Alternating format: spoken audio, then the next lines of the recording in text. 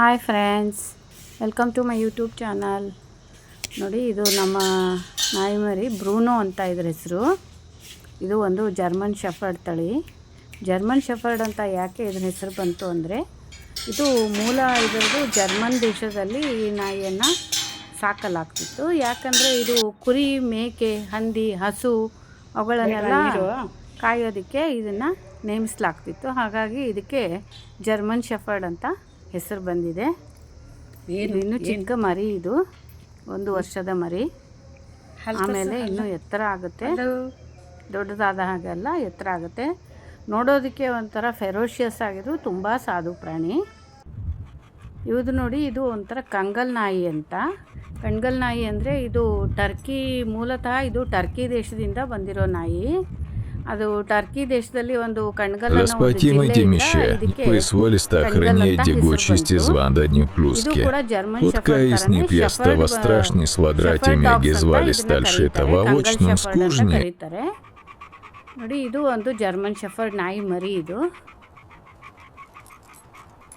ಎಷ್ಟು ಮುದ್ದಾಗಿದೆ ನೋಡಿ. ಇದು ಕೂಡ ಹಸು, ಮೇಕೆ, ಕುರಿ ಅವುಗಳನ್ನೆಲ್ಲ ಕಾಯುತ್ತೆ. ಇದು ನೋಡಿ, ಇದು ಕೂಡ ಕಂಗಲ್ ಶೆಫರ್ಡ್ ನಾಯಿ ಅಂತ. ಇವು ತುಂಬ ಎತ್ತರವಾಗಿ ಬೆಳೀತವೆ, ನೋಡೋದಕ್ಕೆ ಒಳ್ಳೆ ಭಯಂಕರವಾಗಿ ಕಾಣುತ್ತೆ. ನೋಡಿ, ಇದು ಕಂಗಲಲ್ಲಿ 2 ಥರದ ನಾಯಿಗಳು. ಒಂದು ಫರ್ ಇರುತ್ತೆ, ಇನ್ನೊಂದಕ್ಕೆ ಫರ್ ಇರಲ್ಲ, ಬೋರ್ಡ್ ಬೋರ್ಡ್ ಆಗಿರುತ್ತೆ. ಒಂದಕ್ಕೆ ಮೈ ತುಂಬ ಕೂದಲಿರುತ್ತೆ, ಫರ್ರಿಂದ ನೋಡೋದಕ್ಕೆ ತುಂಬ ಮುದ್ದಾಗಿ ಕಾಣಿಸುತ್ತೆ. ಇವು ನೋಡಿ, ಇವೆಲ್ಲ ಒಂದು ಕಂಗಲ್ ನಾಯಿಗಳು. ಇವು ಹಿಮಾಲಯ ಬೆಟ್ಟದಲ್ಲೂ ಇವು ವಾಸ ಆಗಿರ್ತವೆ. ಸಾಮಾನ್ಯವಾಗಿ ಈ ಶೆಫರ್ಡ್ ನಾಯಿಗಳೆಲ್ಲ, ಅಂದರೆ ಶೆಫರ್ಡ್ ಅಂದರೆ ಹಸು, ಕುರಿ, ಎಮ್ಮೆ ಅವನ್ನೆಲ್ಲ ಇವು ನೋಡ್ಕೊಳ್ತವೆ. ಹೇಗೆ ಮನುಷ್ಯರು ಕುರಿ ಕಾಯೋದಕ್ಕೆ ಹೋಗ್ತಾರೋ ಆ ಥರ ಇವನು ಕುರಿ ಮೇಯಿಸ್ಕೊಂಡು ಕುರಿಗಳನ್ನೆಲ್ಲ ರಕ್ಷಣೆ ಮಾಡುತ್ತೆ. ಕರಡಿಗಳು, ಹುಲಿ, ಚಿರತೆ ಎಲ್ಲ ಬಂದು ಕುರಿಗಳ ಮೇಲೆ ಅಟ್ಯಾಕ್ ಮಾಡೋದಕ್ಕೆ ಮುಂಚೆ ಇವು ಅವುಗಳನ್ನ ಕಾಪಾಡ್ತವೆ. ಇದು ನೋಡಿ, ಇದು ಒಂಥರ ಏಷ್ಯನ್ ಶೆಫರ್ಡ್ ಅಂತ. ಇದು ಜರ್ಮನ್ ಶೆಫರ್ಡ್ ಬೇರೆ, ಕಂಗಲ್ ಶೆಫರ್ಡ್ ಬೇರೆ, ಇದು ಏಷ್ಯನ್ ಶೆಫರ್ಡ್ ಅಂತ. ಇದು ಒಂಥರ ಇದು ರಕ್ಷಣಾತ್ಮಕ ಪ್ರಾಣಿ. ನೋಡಿ ಎಷ್ಟು ಸಾಧುವಾಗಿದೆ. ಅದು ಬಾಯಲ್ಲಿ ಕೈ ಇಟ್ಟರು ನಾವು ಒಳ್ಳೆತನದಿಂದ ಸಾಕಿದ್ರೆ ಅದು ತುಂಬ ಚೆನ್ನಾಗಿ ಮೃದುವಾಗಿರುತ್ತವೆ. ಆದರೆ ದೊಡ್ಡ ದೊಡ್ಡ ಪ್ರಾಣಿಗಳ ಜೊತೆ ಎಲ್ಲ ಅಷ್ಟೇ ಫೆರೋಷಿಯಸ್ ಆಗಿ ಅವು ಒಂದು ಅಟ್ಯಾಕ್ ಮಾಡುತ್ತೆ. ಈ ಕಂಗಲ್ ನಾಯಿ ಅನ್ನೋದು ಇದು ಒಂದು ಸಿಂಹದ ಜೊತೆ ಹೋರಾಡುತ್ತೆ, ಹುಲಿ ಜೊತೆ ಹೋರಾಡುತ್ತೆ.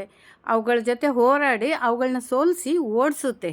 ನೋಡಿ, ನೋಡೋದಕ್ಕೆ ಎಷ್ಟು ಭಯಂಕರವಾಗಿದೆ.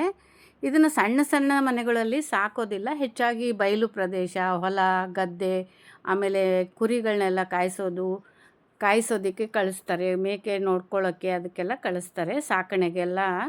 ಇವು ಕುರಿ ಮೇಯಿಸ್ಕೊಂಡು ಮತ್ತೆ ವಾಪಸ್ ಮನೆಗೆ ಕರ್ಕೊಂಡು ಬರ್ತಾವಂತೆ. ಇದು ನೋಡಿ ಹೇಗಿದೆ, ಚಿರತೆ ಥರ ಇದೆ.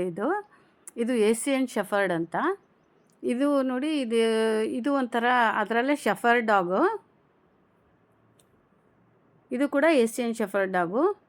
ಒಂಥರ ತುಂಬ ನೋಡೋದಕ್ಕೆ ಭಯಂಕರವಾಗಿರ್ತವೆ, ಆದರೆ ಮಕ್ಕಳ ಜೊತೆ ಅಷ್ಟೇ ಚೆನ್ನಾಗಿ ಆಟ ಆಡ್ತವೆ. ಆದರೆ ಚಿಕ್ಕ ಮಕ್ಕಳನ್ನ ಸ್ವಲ್ಪ ಹತ್ತಿರ ಬಿಡೋದು ಸರಿ ಅಲ್ಲ ಅಂತ ಹೇಳ್ತಾರೆ. ಹಾಗಾಗಿ ಇದನ್ನು ದೊಡ್ಡವ್ರು ಮಾತ್ರ ಒಂದು ಮೇಂಟೈನ್ ಮಾಡ್ಬೋದು. ಚಿಕ್ಕ ಮಕ್ಕಳು ಸುಮ್ಮನೆ ಯಾಕೆ, ಅಪಾಯ ಬೇಡ ಅಂತ ಚಿಕ್ಕ ಮಕ್ಕಳನ್ನ ಇದ್ರ ಹತ್ರ ಬಿಡೋದಿಲ್ಲ. ಹಾಗಾಗಿ ಇದನ್ನು ಬಯಲು ಪ್ರದೇಶ, ಹೊಲ, ಗದ್ದೆ ಅಂಥ ಕಡೆ ಎಲ್ಲ ಇದನ್ನು ಸಾಕೋದಕ್ಕೆ ತುಂಬ ಸೂಕ್ತವಾಗಿರುತ್ತೆ. ಚಿಕ್ಕ ಚಿಕ್ಕ ಮನೆಗಳಲ್ಲಿ ಇದನ್ನು ಸಾಕೋದು ತುಂಬ ಕಷ್ಟ ಆಗುತ್ತೆ. ಯಾಕಂದರೆ ಇದಕ್ಕೆ ತುಂಬ ಒಳ್ಳೆ ಜಾಗ ಇರಬೇಕು, ಓಡಾಡೋಕ್ಕೆಲ್ಲ ಒಳ್ಳೆ ಪ್ಲೇಸ್ ಇರಬೇಕು, ಒಂಥರ ಫ್ರೀಯಾಗಿರಬೇಕು. ಇದು ಚಿಕ್ಕ ಮನೆಗಳಲ್ಲೆಲ್ಲ ನಾವು ಕಟ್ಟಾಕಿದ್ರೆ ಇದು ಇರೋಕ್ಕೆ ಸರಿ ಹೋಗಲ್ಲ. ಇದನ್ನು ಒಂದು ಗಟ್ಟಿಯಾದ ಸರಪಳಿಯಿಂದನೇ ಕಟ್ಟಬೇಕು.